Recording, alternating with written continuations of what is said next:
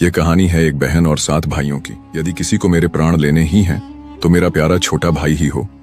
उसने अपने आंचल से आंसू पोंछकर छाती पर हाथ रखी और बोली, मारो भैया, छाती पर लक्ष्य करके तीर मारो, तुम्हारा तीर मेरे लिए मोक्ष बन जाए। छोटे भाई ने रोते हुए तीर छोड़ा और वह सीधा बहन के हृदय में जा लगा। वह मुस्कुराई, अब तुम सब सुरक्षित रहो। घने जंगल के बीच एक झोंपड़ी थी, जहां एक बहन अपने 7 भाइयों के साथ रहती थी। माँ बाप के गुजर जाने के बाद वही उनकी दुनिया थी। पर समय के साथ भाइयों के मन में किसी अज्ञात कारण से कठोरता आ गई। किसी दुष्ट साधु ने उनके मन में झर भर दिया, तुम्हारी बहन तुम्हारे लिए अपशकुन है, यदि उसे जीवित रखा तो सब बर्बाद हो जाओगे। भाइयों ने साधु की बात मान ली। एक शाम जब सूरज ढल रहा था, बहन नदी के किनारे दीप जलाकर प्रार्थना कर रही थी। तभी 7 भाई वहां पहुंचे, आंखों में कठोरता, हाथों में धनुष। बहन ने मुस्कुराकर पूछा, भैया आज यूं सब एक साथ क्यों आए? सबसे बड़े भाई ने कहा, बहन आज तुझे मुक्ति देने आए हैं, तेरे बिना हमारा कल्याण नहीं हो रहा है।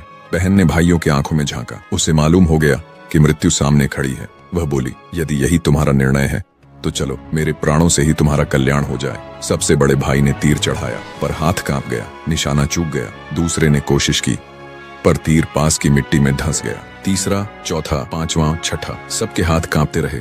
अब सबसे छोटे की बारी आई। छोटा भाई कांपते होंठों से बोला, दीदी मैं तुम्हें कैसे मार पाऊंगा? तभी 6 भाइयों ने डांट लगाई, अगर तूने तीर न चलाया तो हम सब तुझे मार देंगे।